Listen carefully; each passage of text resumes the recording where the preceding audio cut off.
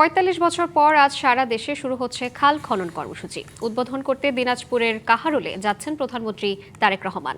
সকালে ঢাকা থেকে বিমানে করে সৈয়দপুর যান তিনি, সেখান থেকে সড়ক পথে যাচ্ছেন দিনাজপুর। এই কর্মসূচি উদ্বোধনের পর প্রধানমন্ত্রী দুস্থ অসহায়দের মাঝে ব্ল্যাক বেঙ্গল জাতের ছাগল বিতরণের কথা রয়েছে। তারপর সাহাপাড়া খাল খনন অনুষ্ঠানস্থলে আয়োজিত জনসভায় অংশ নেবেন প্রধানমন্ত্রী তারেক রহমান। জনসভা শেষে তিনি দিনাজপুর পৌরসভার উপশহরে শেখ ফরিদ মডেল কবরস্থানে নিকটাত্মীয়দের কবর জিয়ারত করবেন। বিকেল ৪টায় সার্কিট হাউসে উপস্থিত ও নামাজের বিরতির পর বিকেল ৫টায় গড়ে শহীদ বড় ময়দানে আয়োজিত সুধী সমাবেশ ও ইফতার মাহফিলে অংশগ্রহণ করবেন প্রধানমন্ত্রী। তারপর রাতেই সৈয়দপুর বিমানবন্দর থেকে ঢাকার উদ্দেশ্যে যাত্রা করবেন। দিনাজপুরের কাহারোলে খাল খনন কর্মসূচি উদ্বোধন করবেন প্রধানমন্ত্রী তারেক রহমান। এই বিষয়ে আরও বিস্তারিত জানাতে আমাদের সঙ্গে যুক্ত হচ্ছেন সহকর্মী আনোয়ার হোসেন।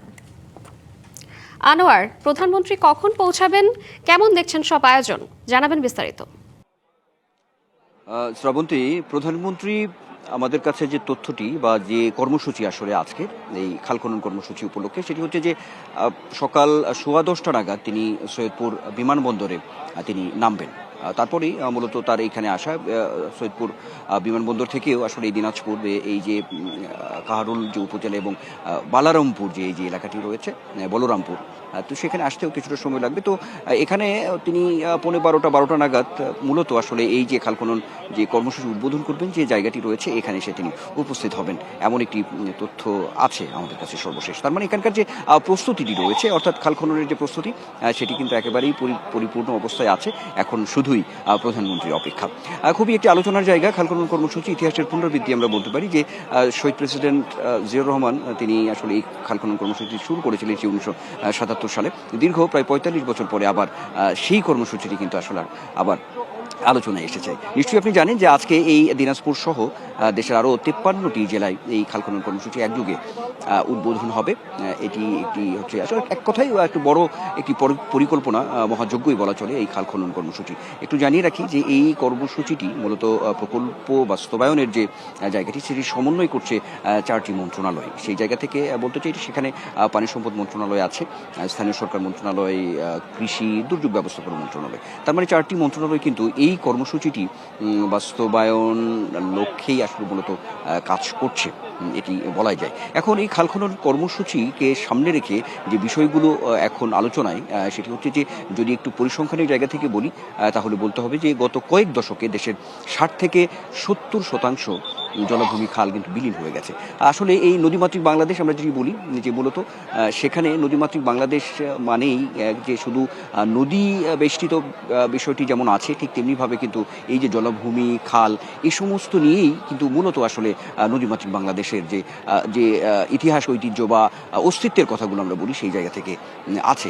তো সেই জায়গা থেকে আসলে একটি বড় অংশ জলাভূমি খাল 60 থেকে 70% কিন্তু বিলীন হয়ে গেছে গত কয়েক দশকে যদি বলি। এখন আসলে গুটি কয়েক কিছু আছে খাল পুনঃখনন যদি এই কর্মসূচির মধ্যে আছে, এবং এই খালগুলো যদি আবার আসলে প্রাণ ফিরে পায়, তাহলে যে বিষয়টি আসবে সেটি হচ্ছে দেশের মানচিত্রে নীল যে জলরেখা, সেই জলরেখাটি কিন্তু আবার জেগে উঠবে। যে কারণেই কিন্তু আসার কথাগুলো বলা হচ্ছে। একদিকে সেচ ব্যবস্থাপনা, কৃষি, মূলত গ্রামীণ অর্থনীতির একটি মাইল ফলক, একটি পুনর্জাগরণ আসলে তৈরি হবে এই খাল খনন যদি পরিকল্পিতভাবে বাস্তবায়ন হয়। সব মিলিয়ে বলতে গেলে শ্রাবন্তী, বলতে হবে এখন শুধু অপেক্ষা। প্রধানমন্ত্রী তারেক রহমান এখানে আসবেন, খাল খনন কর্মসূচি তিনি উদ্বোধন করবেন। এটি হচ্ছে সাহাপাড়া খাল নামে এখানে পরিচিত।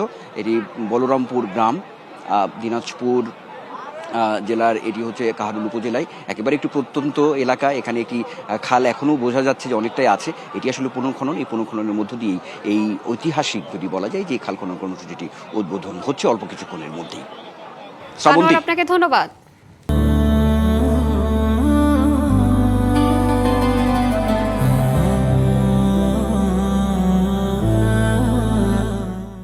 টাঙ্গাইল থেকে খাল খনন কর্মসূচির খবর জানাতে সরাসরি যুক্ত হচ্ছেন সহকর্মী সোহেল তালুকদার। সোহেল, খাল খনন কর্মসূচি নিয়ে কি তথ্য রয়েছে আপনার কাছে? কখন নাগাদ শুরু হতে পারে এই খাল খনন কর্মসূচি, জানাবেন। আনোয়ার যেমনটা বলছিলেন যে এই বাংলাদেশের প্রেক্ষাপটে যে এই খাল এবং নদী যেগুলো খনন এবং ভরাট হয়ে গিয়েছে সেগুলোর যে গুরুত্ব, আপনি সর্বশেষ যে প্রশ্নটা করেছেন, টাঙ্গাইলেও এই খাল খনন কর্মসূচি রয়েছে এবং এটি প্রতিমন্ত্রী সুলতান সালাউদ্দিন টুকু, মৎস্য ও প্রাণী সম্পদ প্রতিমন্ত্রী, তিনি এটি উদ্বোধন করবেন। মাননীয় প্রধানমন্ত্রীর পরেই আসলে তিনিও এই কার্যক্রম করবেন গোপালপুর থেকে। এর মধ্যেই সমস্ত কার্যক্রম সেটি সম্পন্ন করেছেন এই উপজেলা প্রশাসন থেকে শুরু করে জেলার যারা প্রাণী সম্পদ যারা রয়েছেন তারা সেই কার্যক্রম সম্পন্ন করেছেন এবং মূলত প্রধানমন্ত্রীর উদ্বোধনের পরেই এই কার্যক্রমগুলি শুরু হবে। আমরা একটু কথা বলতে চাই এখানে যারা রয়েছেন যে আপনাদের তো প্রস্তুতি সম্পন্ন এবং এই যে খাল দীর্ঘদিন পরে খাল খনন হচ্ছে এবং কিছু খাল ভরাটও হয়েছে, আপনাদের আসলে প্রত্যাশা? শহীদ প্রেসিডেন্ট জিয়াউর রহমান এই খাল খনন প্রকল্প গ্রহণ করেছিলেন।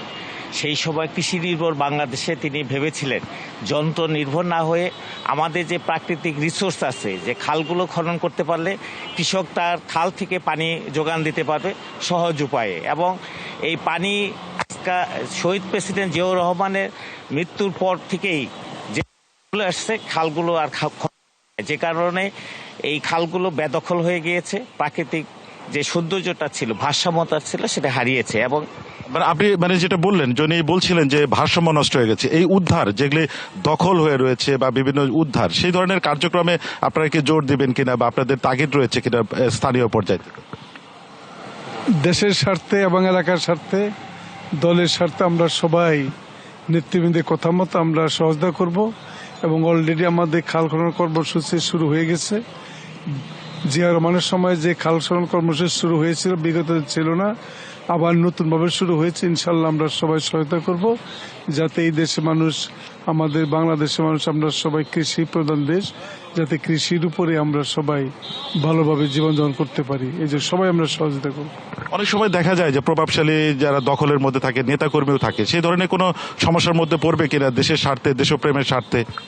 দেশের এবং জনগণের স্বার্থে সরকার তথা আমরা যে এলাকার যারা আছি আমরা সবাই পূর্ণাঙ্গ সহযোগিতা করব যাতে খাল খননের কোনো প্রবলেম বা সমস্যার সৃষ্টি না হয়। শুনছিলেন যে যেহেতু কিছুক্ষণ পরেই এটি উদ্বোধন হবে, এর মধ্যেও স্থানীয় নেতাকর্মী যারা রয়েছেন তারা এ বিষয়ে খুব উচ্ছ্বাস প্রকাশ করছেন। আর আপনি জানেন যে টাঙ্গাইল কিন্তু নদী, চর, খাল, বিল, তার মানে যে টাঙ্গাইলের ঐতিহ্যই এই যে নদী, চর, খাল, বিল, সেগুলি দখল এবং ভরাটের মধ্যে দিয়ে যাচ্ছে এবং এর কার্যক্রমের মধ্যে দিয়ে টাঙ্গাইলের যে প্রাণ প্রকৃতি এবং কৃষিজ যে বিষয়গুলো রয়েছে এবং জলবায়ু, ভূগর্ভস্থ পানি, সকল কিছু মিলে একটি প্রাণ ফিরে পাবে। শ্রাবন্তী। সোহেল, আপনাকে ধন্যবাদ।